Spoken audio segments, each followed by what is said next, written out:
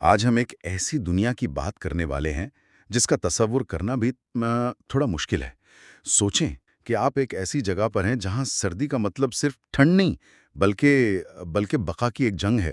ایک ایسی وادی جو افغانستان کے پہاڑوں میں کہیں کھوئی ہوئی ہے، جہاں درجہ حرارت -30، کبھی کبھی تو -40 ڈگری تک گر جاتا ہے اور زندگی ایک کمرے میں قید ہو کر رہ جاتی ہے۔ اور قید بھی ایسی کہ مہینوں تک باقی دنیا سے کوئی رابطہ ہی نہیں۔ برف اتنی پڑتی ہے کہ راستے غائب ہو جاتے ہیں، ٹیلی فون لائنیں مر جاتی ہیں، بجلی کا تو خیر سوال ہی پیدا نہیں ہوتا۔ یہ ایک سفید محاصرہ ہے۔ آج ہم اسی محاصرے کے اندر جھانک کر دیکھیں گے کہ جب تہذیب کی ساری سہولیات چھن جائیں تو انسان کیسے زندہ رہتا ہے، اور اس جدوجہد میں انسانیت کی کون سی شکل ابھر کر سامنے آتی ہے۔ تو آئیے اس برفانی دنیا میں قدم رکھتے ہیں۔ سب سے پہلا سوال تو یہی ہے کہ جب باہر ایک طوفان ہو جو ہڈیوں تک تو جما دے تو انسان پناہ کہاں لیتا ہے؟ ظاہر ہے اپنے گھر میں، لیکن وہاں کے گھر وہ ہمارے گھروں جیسے نہیں ہیں۔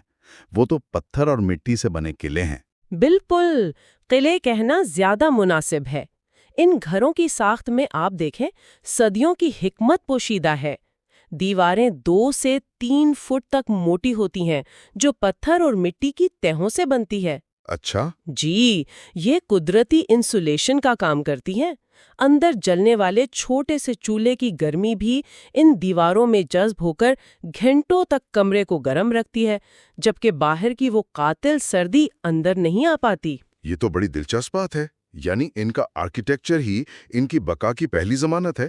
لیکن میں نے سنا ہے کہ یہی پناہ گاہ سب سے بڑا خطرہ بھی بن سکتی ہے، خاص طور پر گھر کی چھت۔ یہ کیسے؟ یہ اس زندگی کا سب سے بڑا تضاد ہے۔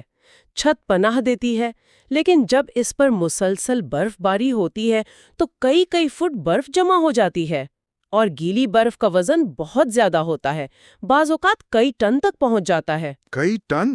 جی، اگر اس وزن کو بروقت نہ ہٹایا جائے تو لکڑی کے شہتیر جواب دے جاتے ہیں، اور چھت اندر سوئے ہوئے خاندان پر ہی گر جاتی ہے۔ یہ ایک حقیقی اور ہر لمحہ موجود رہنے والا خطرہ ہے۔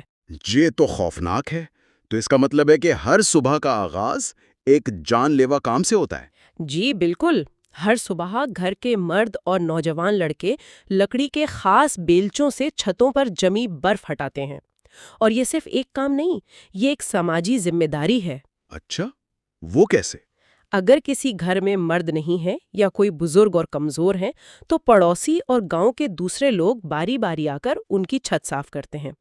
یہ ایک غیر تحریری قانون ہے جس کی خلاف ورزی کا کوئی سوچ بھی نہیں سکتا، کیونکہ سب جانتے ہیں کہ